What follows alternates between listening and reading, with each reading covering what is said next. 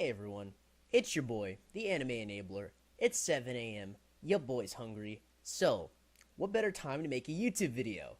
Now, the question of today is Wikipedia a valid source? Well, watch till the end of the video to find out the answer to that very important question. On the for real though, we're going to be talking about debate sources, everything you need to know, and if not every single thing, the most important things I feel you need to know. Now, first question, obviously, what is a source? And my definition of a source is any other work by another author that helps support a position or an argument. Article, that's a source. Movie, book, all these things that come from outside outlets can be called a source. Where can you find sources?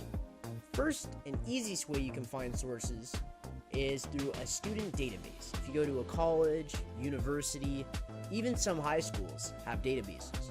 These databases are usually formulaic. They have a search bar, they have a bunch of other qualities and elements you can look into, and you can look up topics to find articles based around the topic you're writing your essay on. Now, this is the easiest way to find sources, but let's just say you're not a student. That's fine. You can make arguments without that.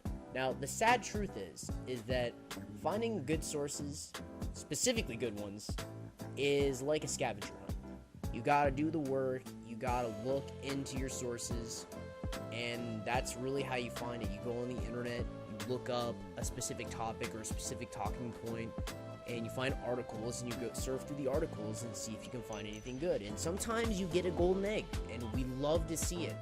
But you're going to have to go through a lot of sources and fact check those sources in order to get a really good argument. Now for some special enabler advice for you. The first, stick to peer-reviewed / scholarly sources as much as possible. There's a few reasons for this.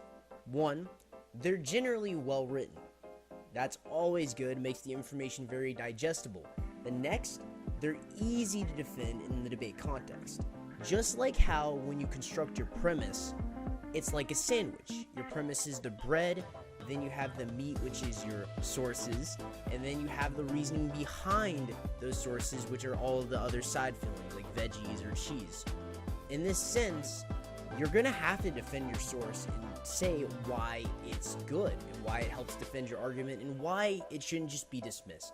Some random jerk off on the internet, what value does he hold to my argument? The answer is none. So if someone came up with an argument off of Twitter, and they're like, yeah, dude, this guy said blank, blank, blank, my argument's valid, I would be like, no, that person has no value to this conversation. Peer-reviewed scholarly sources, by their nature of being that, qualify themselves. They've been reviewed by people in their field that know what they're talking about. How are you going to say my source is invalid? A smart debater will find a way to try, but you have a defense right out the gate if you have this as a peer-reviewed scholarly source. It's incredible. Next tip, this is very important.